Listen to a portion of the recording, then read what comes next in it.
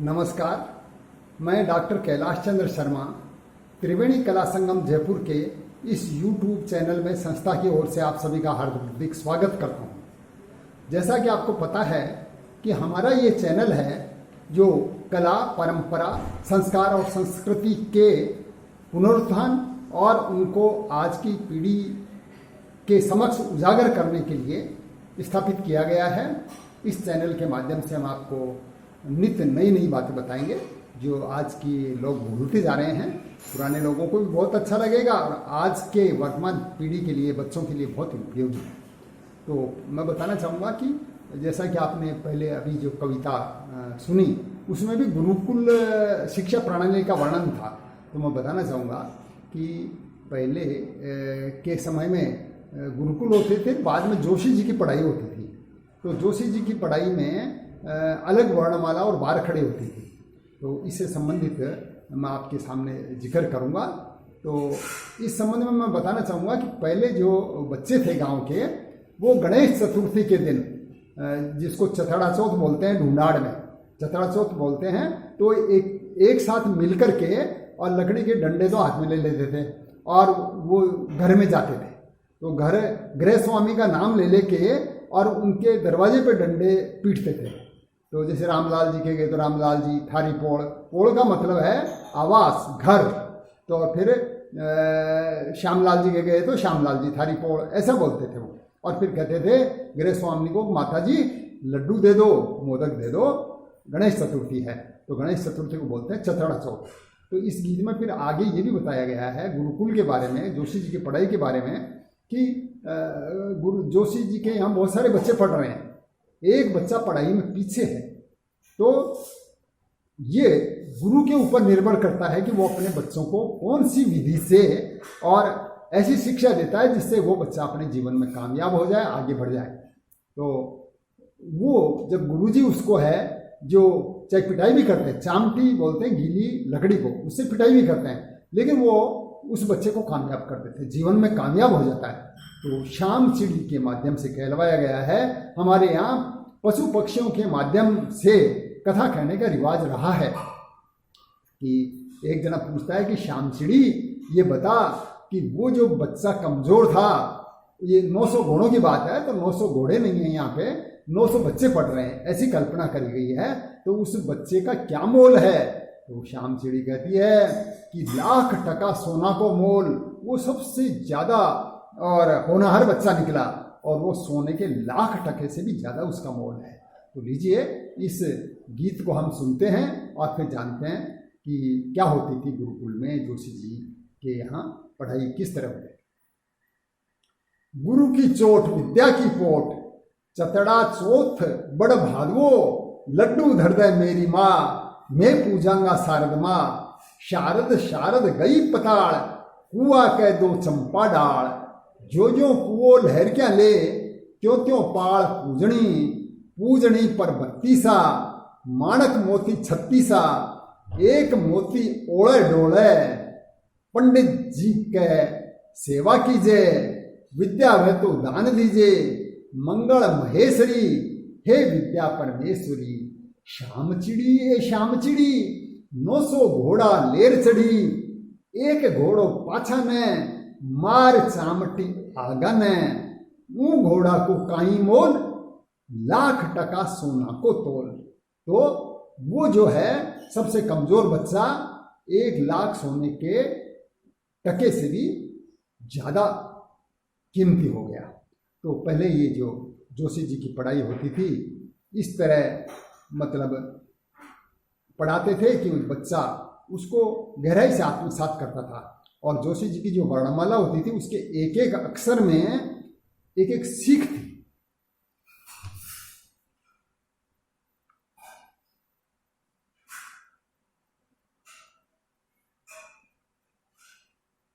तो लीजिए प्रस्तुत है कविता संस्कार, संस्कृति और परंपरा।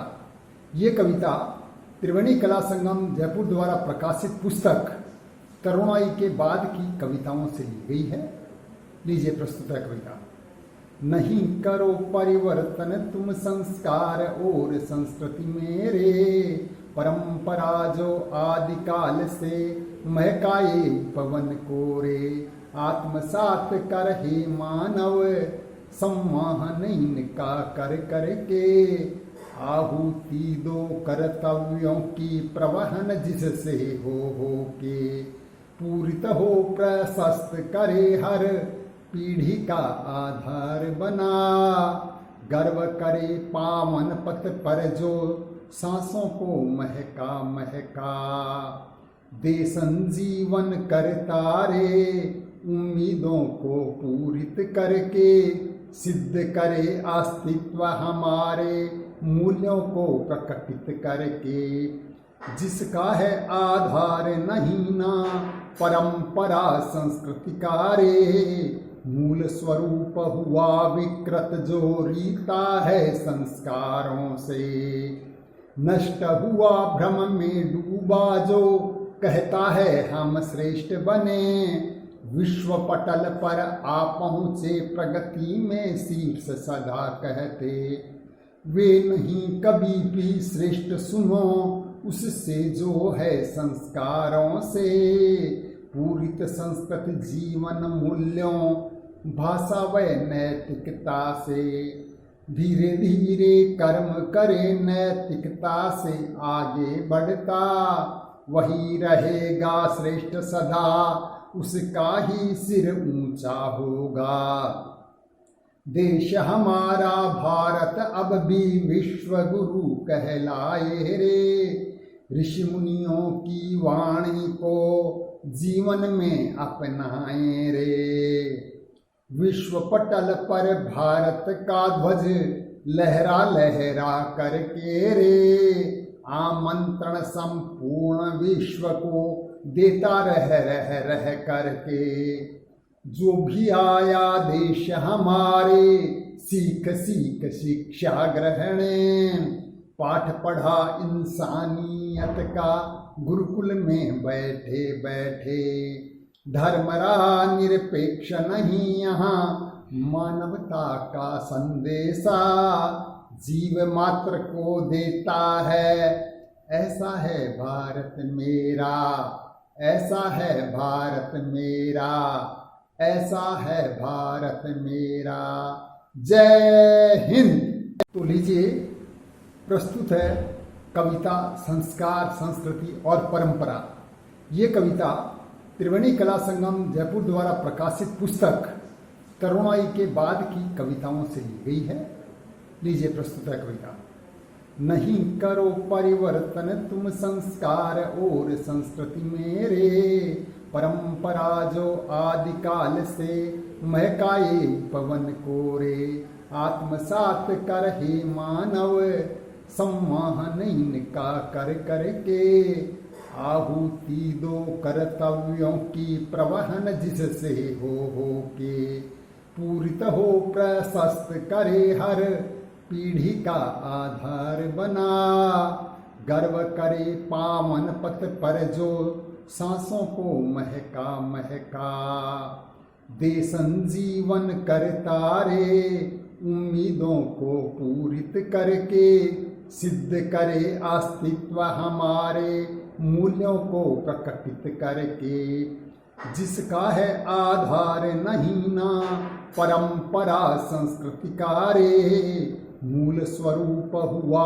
विकृत जो रीता है संस्कारों से, नष्ट हुआ भ्रम में डूबा जो कहता है हम श्रेष्ठ बने, विश्व पटल पर आ पहुँचे प्रगति में शीर्ष सदा कहते, वे नहीं कभी भी श्रेष्ठ सुनो उससे जो है संस्कारों से, पूरित संस्कृत जीवन मूल्यों भाषा व नैतिकता से, धीरे धीरे कर्म करे नैतिकता से आगे बढ़ता, वही रहेगा श्रेष्ठ सदा उसका ही सिर ऊंचा होगा। देश हमारा भारत अब भी विश्व गुरु कहलाए रे, ऋषि मुनियों की वाणी को जीवन में अपनाए रे, विश्व पटल पर भारत का ध्वज लहरा लहरा करके रे, आमंत्रण संपूर्ण विश्व को देता रह करके। जो भी आया देश हमारे, सीख सीख शिक्षा ग्रहण, पाठ पढ़ा इंसानियत का गुरुकुल में बैठे बैठे। धर्म रहा निरपेक्ष नहीं यहाँ, मानवता का संदेशा जीव मात्र को देता है। ऐसा है भारत मेरा, ऐसा है भारत मेरा, ऐसा है भारत मेरा। जय हिंद। तो आइए अब आपको बताते हैं कि जोशी जी की पढ़ाई होती कैसी थी, उसकी वर्णमाला और बार खड़ी कैसी होती थी। तो उसमें जैसे आज हम पढ़ते हैं कैसे कबूतर कैसे खरगोश, उसमें भी ऐसा ही कुछ था। ये 100 वर्ष से पहले लगभग ये पढ़ाई प्रचलित थी और एक एक अक्षर का, वर्णमाला के एक एक अक्षर का जीवन में बहुत महत्व था, शिक्षा थी उसमें। तो उसमें था कै का मतलब है कक्को केवड़ियो, मतलब पहले कमाना सीखो, फिर खका गुणी चीरियो, उसके बाद में खर्च करो, फिर गग्गा गौरी गाय।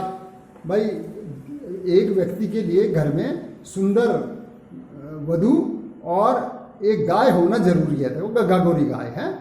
घगो घटूलियो, उसके बाद में क्या है कि अपना घर बनाओ और उसके बाद में फिर चढ़ा चढ़ा की चंचिया।